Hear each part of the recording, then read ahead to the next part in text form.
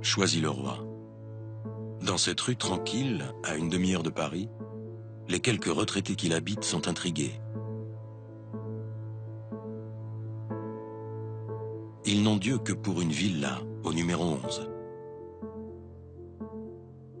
Dans la plus grande discrétion, à l'abri des volets clos, deux hommes se font face. Henry Kissinger, conseiller spécial du président Nixon. Les Ducteau, conseiller spécial du président Ho Chi Minh. De 1970 à 1973, loin du Vietnam, ces deux hommes ont tenu des négociations secrètes à Choisy-le-Roi, à Gif-sur-Yvette et à Saint-Nom-la-Bretèche. Encore aujourd'hui, personne ne sait que les centaines d'heures de leurs entretiens ont été enregistrées. I thought yesterday we had reduced the issues on the text to only 2. To now I find that there are 17. These substantive changes present the gravest difficulties for us in terms of good faith. Thế còn một vấn đề nữa đó là cái hiệp định tuy còn hai vấn đề lớn nhưng mà trong cái hiệp định của chúng ta đó thì những vấn đề hiểu biết đơn phương ấy, nó cũng rất là hiểu biết ấy, nó cũng rất là quan trọng, nó liên quan đến hiệp định. Mà đối với cái chương này thì cái chữ đó đối với chúng tôi là quan trọng lắm. Tous les opposent. Leur culture, leur idéologie, leur parcours. Ils sont en guerre. Comment vont-ils faire la paix? Enfin, écoutez, souhaitons que ça s'arrange pour le mieux. Cette histoire de guerre qui commence à être fort longue.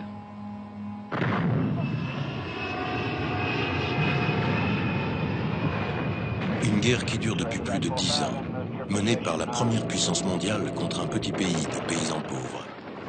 Face à l'acharnement américain, le Vietnam fait preuve d'une résistance déterminée. Incapable de gagner la guerre, chaque camp veut contraindre l'adversaire à négocier la paix à son avantage. Mais chaque avancée de ces négociations est freinée par le régime pro-américain du Sud-Vietnam, en pleine dérive face à une forte opposition politique et militaire, les échéances électorales aux États-Unis et plus globalement par l'équilibre fragile des rapports Est-Ouest en pleine période de guerre froide. De ces négociations dépend le sort de tout un peuple.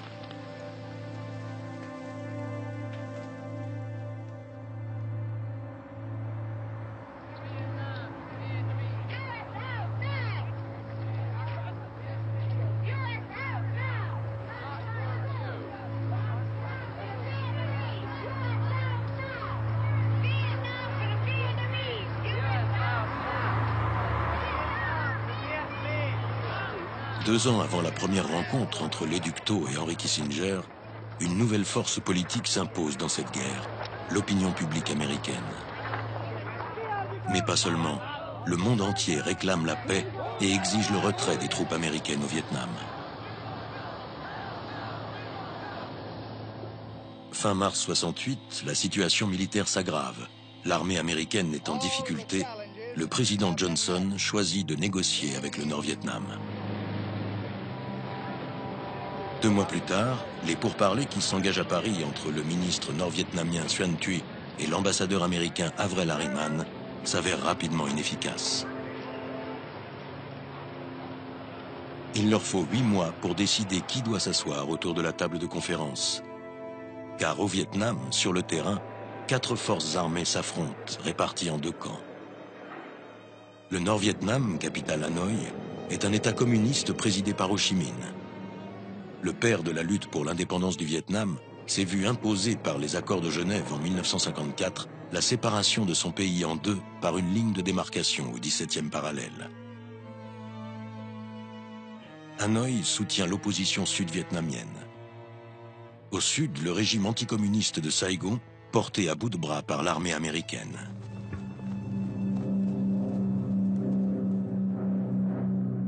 Pour cette Amérique qui se prétend shérif du monde, l'enjeu est d'endiguer la montée du communisme, la stopper au 17e parallèle. Depuis l'arrivée au pouvoir de Mao Tse-tung en Chine, suivi de la Corée du Nord, puis du Nord-Vietnam, les Américains craignent un phénomène de contagion.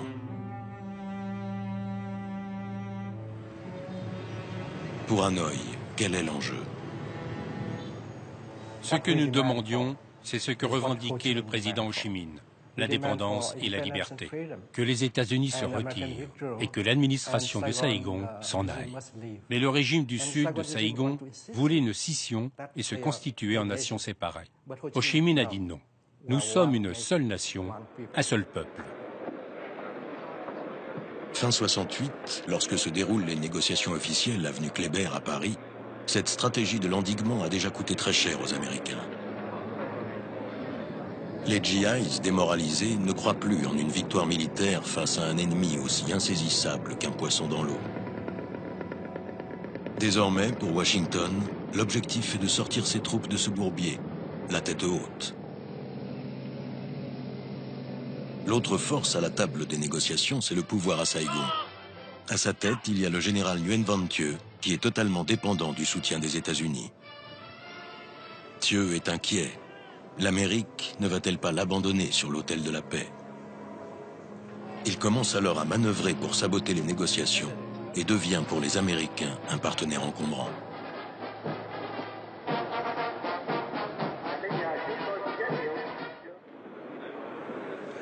Nous autres, Sud-Vietnamiens, nous ne voulons pas nous opposer à ces conversations parce qu'on va nous accuser, n'est-ce pas, de travailler contre la paix. Mais nous avons dit aux Américains qui commençaient la conversation avec les Nord-Vietnamiens que l'avenir du Vietnam dépend des Vietnamiens et non pas des Américains. Dernière pièce de l'échiquier, la 4e force militaire, le FNL, Front National de Libération. Surnommé le Viet Cong par ses adversaires, il crée sa branche politique, le GRP, Gouvernement révolutionnaire provisoire, représenté à Paris par Madame Nguyen Thi Binh. Maquisarde de la première heure, ancienne détenue politique à Saïgon, elle est la voix de la résistance armée qui contrôle une partie du Sud-Vietnam et partage avec Hanoï le même objectif, obliger les Américains à quitter le Vietnam et faire tomber le régime de Thieu. Nous voulons ce que nous appelons négocier tout en luttant. Une sorte de tactique. Nous devons lutter sur les 3 fronts. Le front militaire, politique, mais aussi diplomatique, pour essayer d'apporter plus de force à notre combat. Comme chaque parti campe sur ses positions, les négociations s'enlisent. Les journalistes disaient que ce sont les discussions entre les sourds, parce que chacun déclarait sa position. Et après un court échange de critiques, et voilà. Pendant 3 ans, c'est toujours presque la même chose. Cette fois-ci, comme la séance dernière, il n'y a rien de nouveau. Le nouveau président américain, Richard Nixon, propose alors à Hanoï de négocier secrètement. À Paris, le 5 août 1969, Henry Kissinger, conseiller de Nixon, et Xuan Thuy, ministre nord-vietnamien, se rencontrent dans un appartement rue de Rivoli. Celui qui les accueille n'est autre que Jean Sainteny, ancien délégué général de France à Hanoï. Le gouvernement américain, plus exactement le président Nixon et son conseiller, ont senti que les négociations de l'avenue Kléber s'enlisaient et qu'il fallait, parallèlement à ces conversations, avoir des contacts plus directs, mais qu'il fallait que ces contacts soient aussi discrets, pour ne pas dire secrets que possible. Et ils m'ont demandé de les organiser, ce qui a été fait. Le secret, clé de voûte de la négociation. Pour ces diplomates de l'ombre, ils permettent de manœuvrer, marchander, menacer, deviner le jeu de l'adversaire, anticiper les enjeux politiques et militaires. Le huis clos libère la parole sans avoir de compte à rendre à des partenaires encombrants. car tant que le secret est gardé, ce qu'ils négocient n'engage qu'eux-mêmes. Henry Kissinger et les Ductaux sont de fins diplomates, entraînés dans une partie d'échecs où le chronomètre tourne cruellement. Kissinger sait que les Ductaux a combattu les Français et a été torturé au bagne de Pulo Condor, qu'il est haut placé à la direction du Parti communiste du Vietnam, mais il ignore qu'il a devant lui un maquisard, un des responsables de l'armée de libération qui vient tout juste de quitter la zone des combats au Sud-Vietnam. Les Ductaux, quant à lui, connaît le parcours de Kissinger. Sa fuite de l'Allemagne nazie dans les années 30, sa proximité avec Nixon, son profil d'intellectuel, professeur à Harvard, un homme public, habitué des lumières du grand monde. Mais la première rencontre entre Kissinger et les Ductaux est retardée par un événement majeur. À Hanoï, le 2 septembre 1969, Ho Chi Minh meurt. À son chevet, les Ductaux et les autres dirigeants du pays. En pleine guerre, des funérailles nationales sont organisées. Le décès du leader emblématique va-t-il influer sur le moral des combattants, se demande Washington. En ces jours de deuil, tout un peuple se fait l'écho de ce que clamait Ho Chi Minh.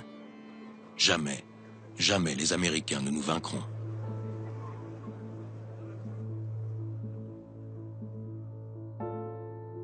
« 21 février 1970.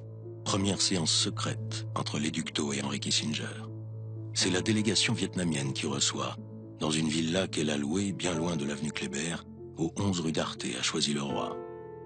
Le rendez-vous est fixé à 9h30. Les Ductaux, prévoyants et méticuleux, arrivent en avance. Henry Kissinger et ses 4 collaborateurs, confiants, sont sur place à l'heure dite. C'est la première fois que les Ductaux et Kissinger se sont rencontrés. On serre la main. Et puis ensuite, on échange, n'est-ce pas, quelques mots de courtoisie protocolaire. Ils sont 10, interprètes compris, autour d'une grande table rectangulaire. Les 2 délégations se font face, les volets sont fermés, une ambiance feutrée, loin du tumulte de la guerre. Les 2 hommes se jaugent. Dans les réunions secrètes, on parle des questions, le mot que Henry Kissinger a utilisé, des questions substantielles. Cette première réunion va durer presque 6 heures. Il est 9h40. Le compte à rebours des négociations secrètes commence. Les Ductaux disent sa méfiance dans la loyauté des Américains. Vous parlez de paix, mais vous faites la guerre. Nous sommes méfiants car nous avons souvent été trompés. En 1945, nous avions signé un accord avec les Français, mais ils nous ont envoyé les troupes. 9 ans plus tard, nous avons conclu un accord à Genève qui sera déchiré à peine signé. Je me demande donc si votre bonne volonté est sincère. Je vous propose de nous parler franchement. Pendant ces 10 ans de guerre, vous avez dépensé beaucoup d'argent sans rien gagner en échange. Je ne comprends pas. Quel est votre intérêt à continuer cette guerre ? Dans son compte-rendu à Nixon, Kissinger se permet une note optimiste. Nous sommes en total désaccord sur des points majeurs, Monsieur le Président, mais cette première rencontre reste positive. Après le déjeuner, pris chacun de son côté, la discussion reprend. Les Ductaux abordent longuement plusieurs points. Le retrait des troupes américaines du Sud-Vietnam. Alors, on règle la question de l'administration de Saigon. Ensuite, la question des troupes nord-vietnamiennes qui sont au Sud-Vietnam. Et ensuite, la question de la zone démilitarisée. Kissinger fixe une priorité pour la prochaine rencontre. Notre premier objectif est d'arriver à un accord de réciprocité. Nous retirons nos soldats du Sud-Vietnam et vous rapatriez les vôtres au Nord-Vietnam, ainsi que vos troupes présentes au Cambodge et au Laos. Les 2 hommes se retrouvent en mars et avril 1970. Pour les Ductaux, il est évident que l'envoi de troupes américaines au Vietnam est illégal. Kissinger réplique que la présence de l'armée du Nord-Vietnam au sud est aussi illégale et pose une condition. « Je retire nos troupes seulement si vous retirez les vôtres, monsieur le conseiller spécial. » Les Ductaux ne cèdent pas. Il le dit, le répète sans cesse. « Monsieur le conseiller spécial, nous sommes chez nous. C'est une affaire entre Vietnamiens, c'est vous l'agresseur. » À peine un mois plus tard, une nouvelle attaque américaine met fin aux pourparlers entre les deux hommes.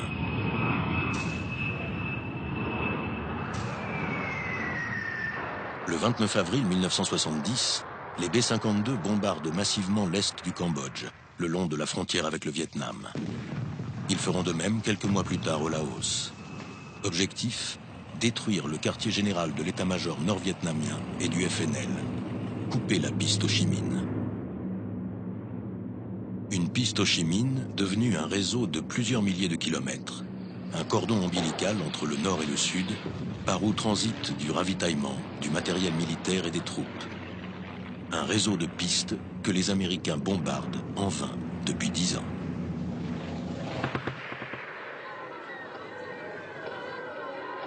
L'intervention au Cambodge provoque d'importantes manifestations d'indignation, violemment réprimées par la garde républicaine. Sur le campus de Kent State, 4 étudiants sont tués. Sans le mouvement pacifiste, il n'y aurait pas eu de négociations à Paris. Le mouvement anti-guerre a atteint son apogée en 1968 avec la marche du Pentagone. Une marche massive avec des dizaines de milliers de gens amassés autour du Pentagone et du bureau d'état-major. Cette marche a eu un grand impact dans le pays, car elle a prouvé qu'il existait un vrai pouvoir de protestation.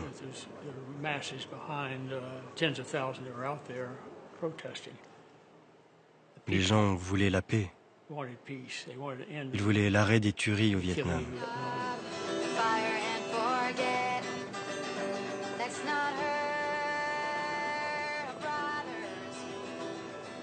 Conscient de la puissance du mouvement pour la paix, Nixon avait démarré son mandat en 1969 par un plan de désengagement de l'armée américaine.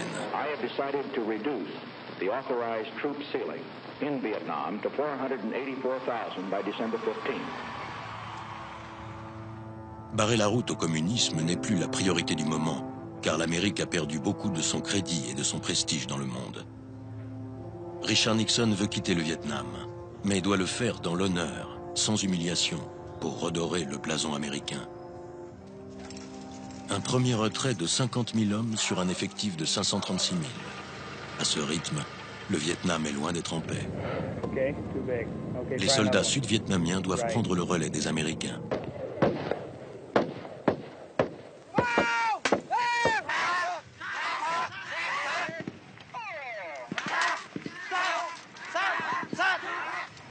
Objectif, en 3 ans, recruter 400 000 hommes, les équiper, les entraîner. Créer de toutes pièces la plus grande force militaire du sud-est asiatique.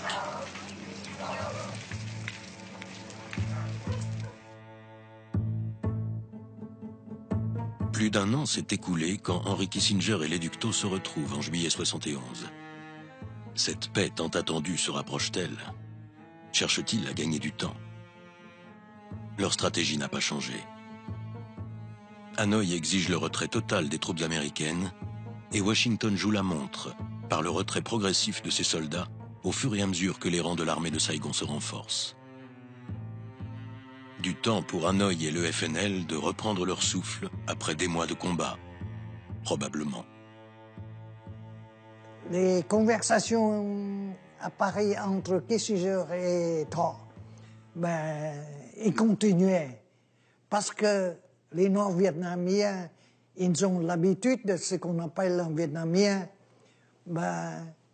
pour parler et offensive militaire en même temps.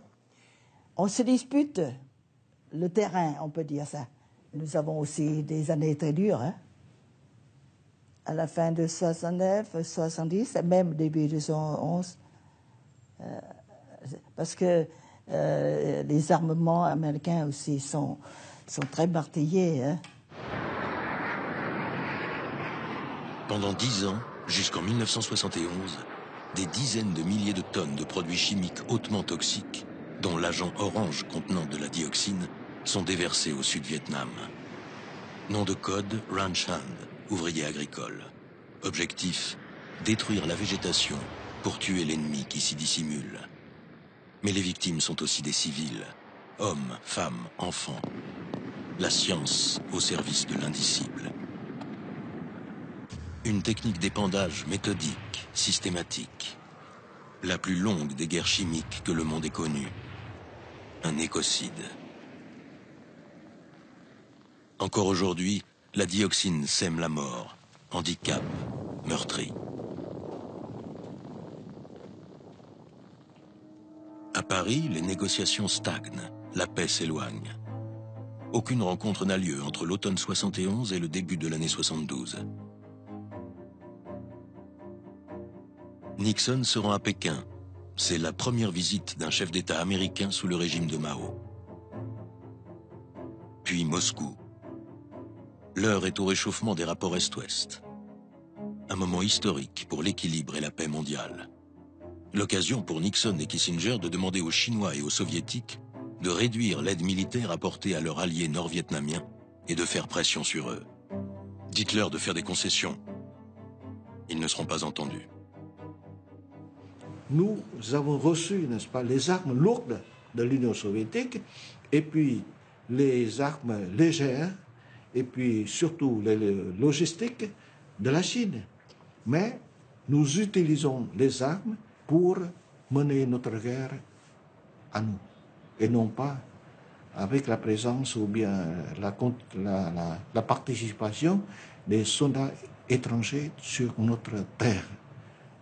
Au Vietnam, c'est une guerre de libération et non pas une guerre internationale, une guerre mondiale. En 2 ans, les ducs Tho et Henry Kissinger se rencontrent une dizaine de fois, toujours secrètement.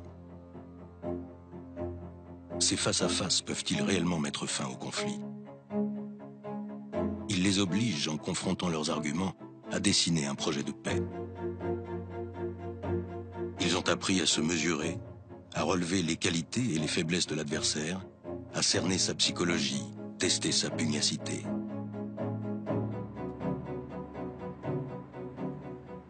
D'après moi, Kissinger est un homme très intelligent, beaucoup d'humour, un homme, n'est-ce pas, qui a beaucoup d'expérience dans les négociations, mais un homme de manœuvre et un homme impassible. J'ai développé beaucoup de respect pour les ducs Tho. Il était le représentant d'un petit pays négociant avec une superpuissance. Sa stratégie était de nous décourager et de nous donner peu d'espoir de trouver une solution, hormis celle qui lui convenait.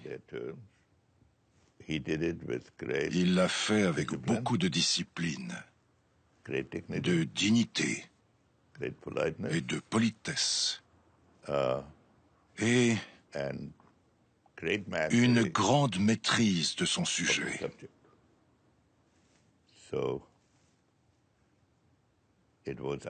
C'est dommage de l'avoir eu comme adversaire. Il était dévoué au pouvoir communiste et à l'idéologie marxiste.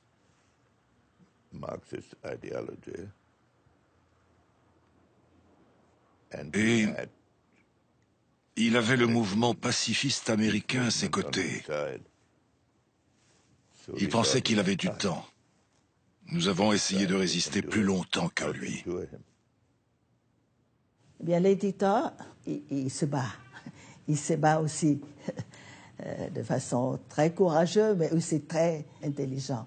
C'est pour ça qu'on me dit qu'avec M. Kissinger, qui est un homme très sûr de lui-même, et peut-être un peu vaniteux, doit quand même, devant le dictateur, il doit, peut-être que, je ne sais pas si j'emploie le mot correct, mais il doit se plier.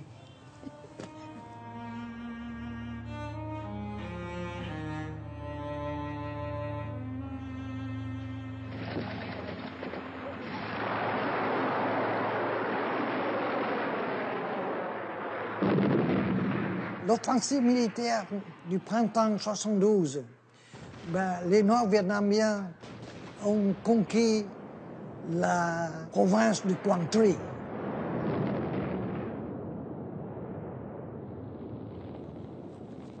la première fois depuis les accords de Genève en 1954, l'armée nord-vietnamienne prend le risque de franchir la ligne de démarcation du 17e parallèle. Objectif, la chute de Saigon, et prouver qu'il ne recule devant aucun obstacle pour chasser les Américains hors du Vietnam.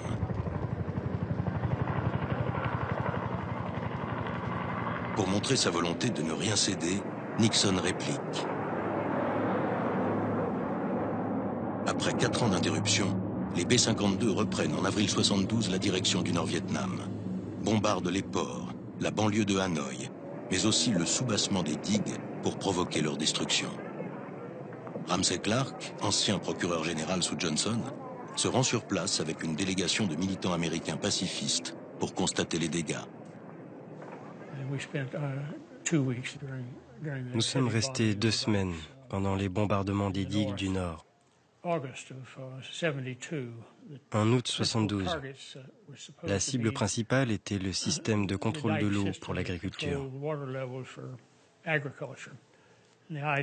L'objectif des bombardements était d'anéantir l'habileté du pays à contrôler les niveaux d'eau et la culture du riz, de détruire les récoltes, afin d'empêcher les soldats de manger et de poursuivre la guerre.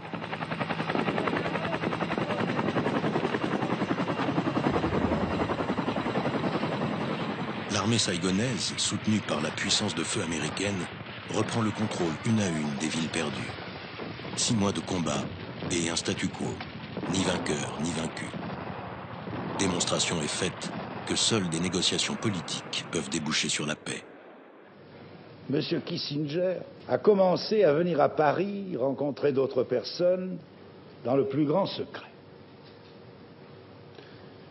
Je puis vous dire maintenant que nous y avons aidé, et que j'y ai même personnellement aidé.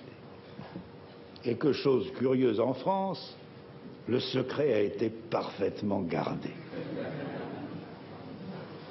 Et puis un jour, on est passé, pas de notre fait, du secret au discret. C'est-à-dire qu'on ne cache plus les rencontres. Simplement, on ne dit pas ce qui s'y passe. Les négociations reprennent alors le pas sur la guerre. Les 2 hommes vont se revoir à partir de juillet 1972. Nixon, à l'approche des élections présidentielles, veut accélérer le processus de paix, et Hanoï le sait. Comme les réunions secrètes sont maintenant connues de la presse, les négociateurs doivent changer de lieu. Le Parti communiste français, qui soutient les Nord-Vietnamiens, met à leur disposition la villa ayant appartenu au peintre Fernand Léger à Gif-sur-Yvette. Ce jour-là, moi, je suis présent à Gif-Yvette. On laisse à Kissinger de parler d'avance. Et Kissinger, revue de Saigon, n'apporte aucun progrès sur nos demandes. Après cela, M. Léductor passe à Kissinger un document en anglais. Et d'autre part, M. Léductor explique l'essentiel du draft, du document. Mais le problème le plus nouveau de ce jour-là, c'est que nous acceptons que le gouvernement de Thieu reste. Pour Hanoï, est-ce vraiment une concession? Leur seul objectif n'est-il pas le départ des Américains et la réunification du pays? Thieu ou pas Thieu, une fois les GIs partis, ce sera une affaire entre Vietnamiens. Kissinger et les membres de la nation américaine, ils disent comme ça. Monsieur Léductor, vous nous avez passé un document très important. Et le lendemain, qu'est-ce qu'il donne la condition? Nous avons regardé et il accepte plus de 80% de nos positions. Le 20 octobre, on est arrivé à un accord que Nixon considère excellent. We believe that peace is at hand. À Washington, Henry Kissinger avait dit « Peace is at hand ». c'est-à-dire que la paix est à la portée de notre main. Ce projet d'accord était très, très anti-sud-vietnamien et très favorable aux nord-vietnamiens. C'est-à-dire que si l'accord est conclu, les nord-vietnamiens continuent à avoir des troupes au sud-vietnamien. Alors que nous autres Vietnamiens, nous voulions que toutes les troupes nord-vietnamiennes se retiraient du Sud-Vietnam pour rentrer au Vietnam, au Nord-Vietnam. Le projet d'accord négocié par Kissinger ignorait cette question. Pour le Sud-Vietnam, c'est une question de vie ou de mort.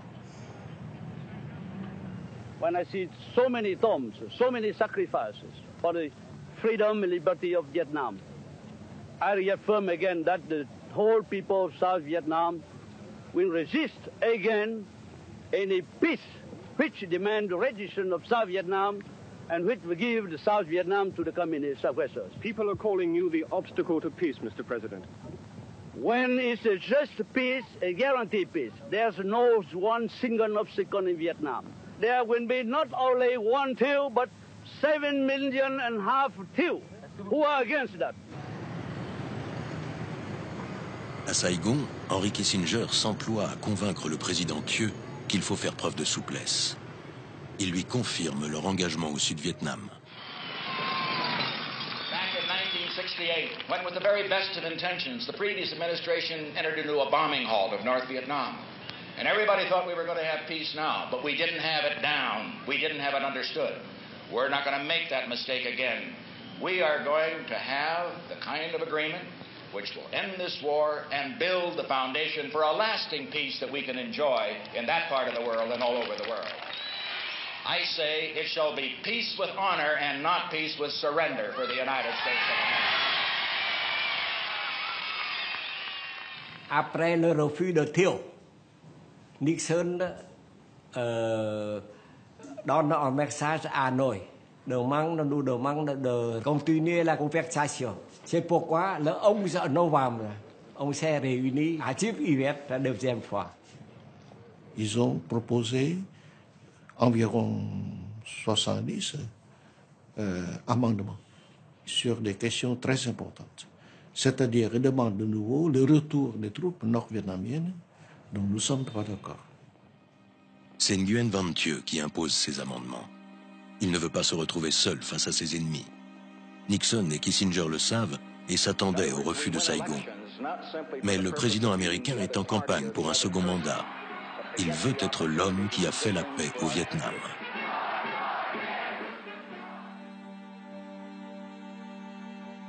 Courant novembre, les deux négociateurs se rencontrent. Les Ductaux refusent de sacrifier l'accord d'octobre que Nixon trouvait, il y a quelques jours encore, excellent. Washington est face à un dilemme. Soit abandonner Saigon en revenant à l'accord précédent, soit tenir tête à Hanoï, au risque de s'enliser de nouveau dans la guerre. Au fil de leurs entrevues, les amendements de Thieu tombent un à un.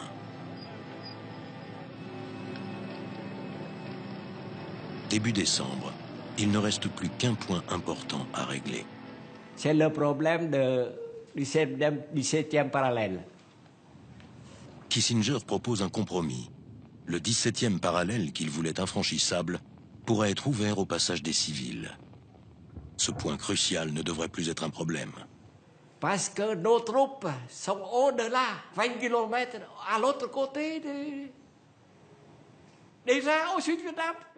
Les Ductaux transmettent la proposition de Kissinger à Hanoï, qui, contre toute attente, la rejette. Les Ductaux disent à Kissinger, il faut que je regagne à Hanoï et prendre les consultations de notre gouvernement. Les Ductaux ont pensé que la conversation suspendue, les arbitres pourraient faire quelque chose d'important, quelque chose de dangereux. He was told several times by me. Je lui avais dit de manière personnelle et formelle que des mesures drastiques étaient envisagées. Je n'avais pas précisé lesquels.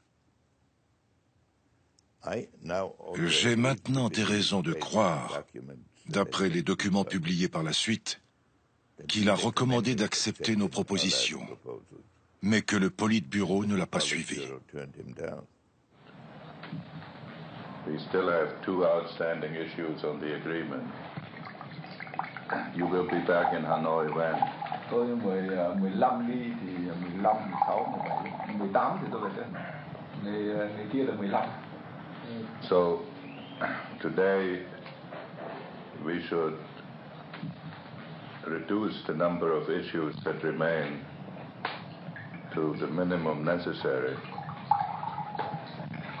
so that we do not have to send messages that are too long. We will communicate with you after you are back in Hanoi, or you communicate with us, and then we can decide whether we can settle it by messages or whether we should meet again. 18th, you'll be back in Hanoi, so you'll be able to celebrate Christmas with your family. Chúng tôi thì Việt Nam không có cái tục ăn Noel đâu. I know.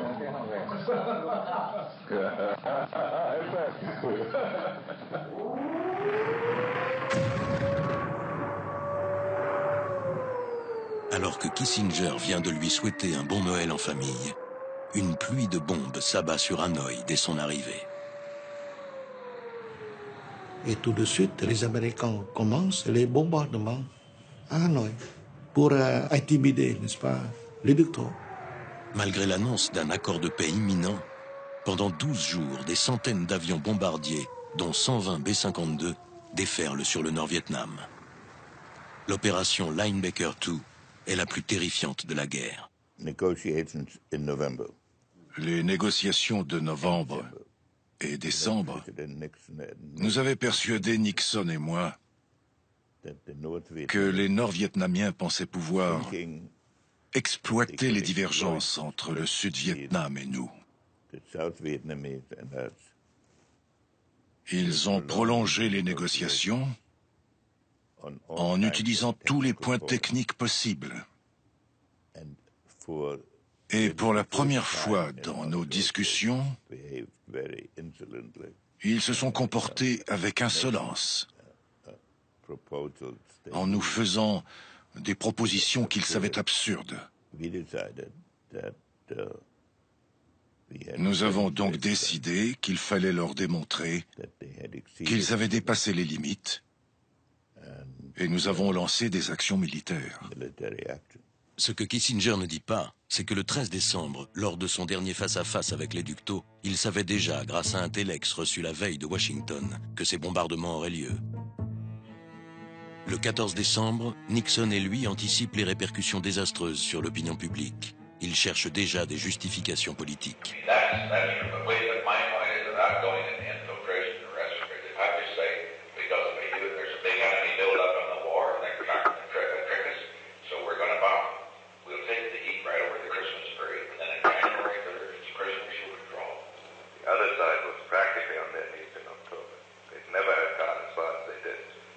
Not a bad agreement, it's a good agreement if it's observed. If it's observed, the other side will be forced to withdraw. What we have to do, though, is to convince them that we are not easily pushed around. If we cave now, the agreement will be unenforceable, and we will have signed something that the government will make. And remember, we're going to be around and outlive our enemies.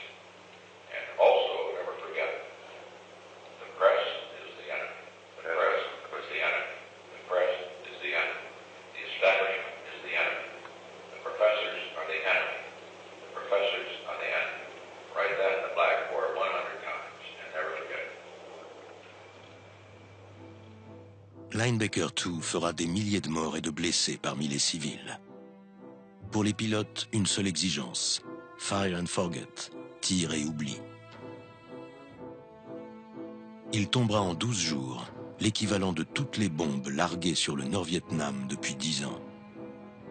Objectif, affaiblir plus encore le Nord-Vietnam pour donner le temps à Thieu de renforcer son régime sans les Américains. et pour Nixon et Kissinger, quitter le Vietnam, la tête haute. Au troisième jour de l'offensive Linebacker II, Washington adresse un message à Hanoï. Si reprise des négociations, stop. Sommes prêts à arrêter bombardement, stop. Mais Hanoï ne répond pas. Il ne faut pas accepter trop vite pour donner une impression que nous sommes très pressés de cela.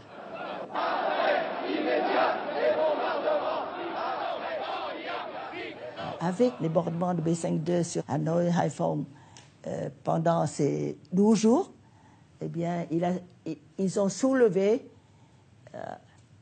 la colère, le mécontentement de tout le peuple, y compris les gouvernements alliés des États-Unis comme le gouvernement d'Angleterre. À mon avis, ces bombardements de B-52, et par là, ils voulaient réellement reposer certains problèmes dans l'accord de Paris. Ils voulaient quand même. Parce que je pense que comme le texte des accords, je crois, n'était pas favorable pour les États-Unis, pour la politique, tout d'abord. Et deuxièmement, à mon avis, ils voulaient quand même affaiblir le Nord-Vietnam avant leur départ. Après l'opération Linebacker II, ils ont décidé de reprendre les négociations et de résoudre les questions en suspens plus rapidement, en suivant des directions plus compatibles avec nos propositions. Ils disent que alors nous sommes sous la pression des bombardements de B-52. C'est pour cela qu'en janvier 1973, nous proposons de revenir à la table de conférence. C'est pas vrai. Nous savions que les bombardements ne pouvaient pas changer le problème et que les Américains seraient obligés de reprendre les négociations. Après l'arrêt des bombardements, nous sommes retournés à Paris, prêts à les recevoir. Il était temps de conclure l'accord. Linebacker II a violemment ébranlé le processus de paix qui semble devenu impossible. Pourtant, une nouvelle rencontre secrète est finalement fixée au 8 janvier. Les ducs Tho et Henry Kissinger se retrouvent dans une atmosphère plus que tendue. Alors quand Kissinger vient, Schiff se rivette, on ouvre toujours la porte. Il y a quelqu'un qui est sorti de la maison pour lui indiquer à entrer dans la salle de réunion. Mais ce jour-là, il n'y a personne. Ce jour-là, nous laissons la porte presque fermée. Les deux parties ne se serrent pas la main et ne parlent rien. Et les deux Tho commencent son discours. Alors d'une manière très logique, très calme, mais avec un ton très fort. Condamne Nixon, condamne le gouvernement américain, condamne les bombardements américains, condamne l'attitude de Kissinger, condamne tout. Très, très sévère. Tôi nhớ cái hôm mà 12 gặp ông cuối cùng thì cái vấn đề khu quân sự thì cũng đã giải quyết về cơ bản, tuy là còn một đôi cái ý khác nhau nhưng mà đã giải quyết. Và về vấn đề chi tiết. Và chúng tôi trước khi về tôi đã nói với ông rằng là tôi về trong 12 ngày là cùng để mà trao đổi với chính trị. Mà việc trao đổi đó là một sự cần thiết vì chúng tôi đó là phải ở xa, chúng tôi về cần phải có cái báo cáo và xin ý kiến để mà giải quyết mối quan hệ này. Trước khi về tôi cũng đã nói chuyện với ông và nói ngay chuyện riêng với ông. Ông lấy cái cớ đó để ném bom trở lại miền Bắc Việt Nam. Giữa cái lúc mà tôi vừa về đến cái nhà, việc đón tôi đó, các ông đón tôi đến Hà Nội đó, có thể nói rất là lịch sự. Và tôi có thể nói được rằng là một cái hành động của các ông rất là trắng trợn và thô bạo. Các ông tưởng làm như vậy để có thể khuất phục được chúng tôi. Các ông làm rõ, là nhân dân chúng tôi cũng không hề tiếp nhận. Vậy cái mục đích của các ông để mà khuất phục chúng tôi, để ép chúng tôi thì được vô phối. Và các ông đã không những thất bại mà để làm cái cuộc đàm phán thêm khó khăn thêm, kéo dài và khó khăn thêm. Chính các ông đã làm cho danh dự nước Mỹ lại bị hoen ố. Bây giờ là các ông muốn giải quyết hòa bình thì chúng tôi giải quyết hòa bình. Các ông muốn tiếp tục chiến tranh thì chúng tôi tiếp tục đánh, không hề bao giờ tiếp nhận khuất phục. Puis Kissinger, il est dans une position, n'est-ce pas, assez délicate. Alors il s'est assis et écouté. Reang tăng đi cờ Kissinger a đi xe là Monsieur Lê Đức Thọ, je vous prie de parler moins fort parce que les journalistes en dehors vous entendent tout et ils disent que vous blâmez la partie américaine. Il aurait dû être en colère. En réalité, il a été très aimable, très flexible et soucieux de régler nos différends. Il n'y a pas eu d'accusation. C'était un professionnel. Pourquoi? Parce qu'ils avaient décidé pour leurs propres raisons qu'ils n'étaient plus en mesure de tenir la guerre seuls. Ils venaient d'être battus lors d'une grande offensive. Après les bombardements d'Hanoï, ils avaient peur. Et ils avaient décidé dès octobre d'arrêter la guerre. Parmi toutes les séances entre Kissinger que j'ai pu assister, c'est la séance la plus tendue, la plus sévère. Une fois Kissinger dit que si nous n'arrivons pas à la conclusion, je crois que les bombes continuent à tomber. Les dictateurs, je vous arrête. Nous n'avons pas peur de tout. Maintenant, vous dites comme ça, il vous faut retirer votre parole.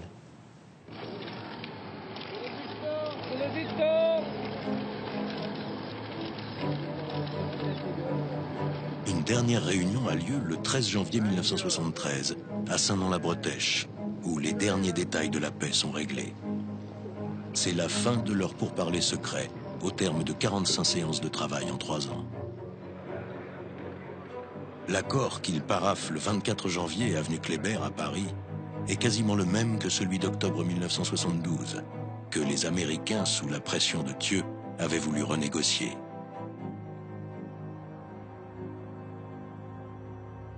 Le 27 janvier 1973, les accords sont officiellement signés par les 4 protagonistes du conflit, avenue Kléber.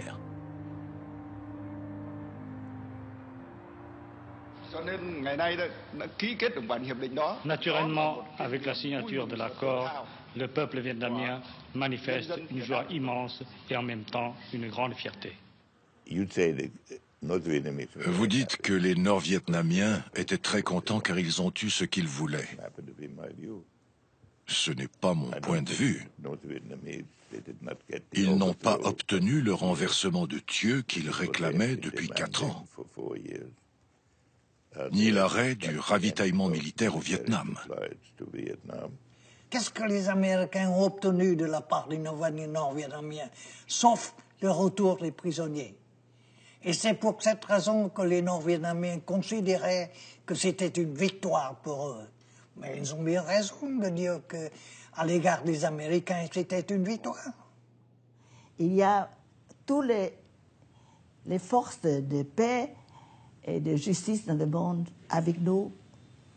Nous sommes vainqueurs ensemble, pas seulement les Vietnamiens. Oui.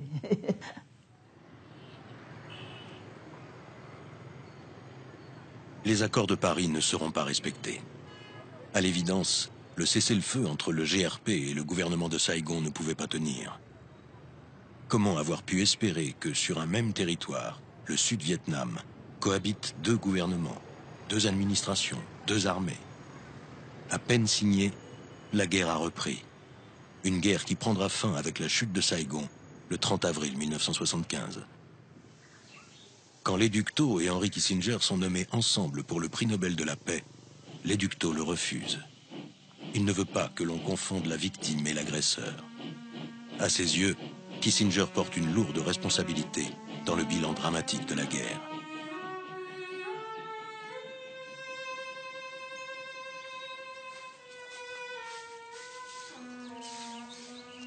Entre ombre et lumière, l'histoire de la diplomatie secrète esquisse ses succès et ses échecs, parfois dévoilés, souvent cachés.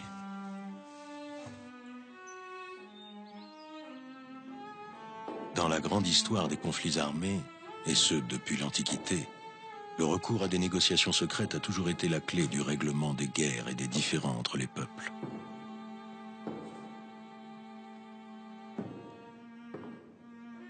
Les pourparlers secrets entre l'Éducto et Henry Kissinger ont duré 3 ans.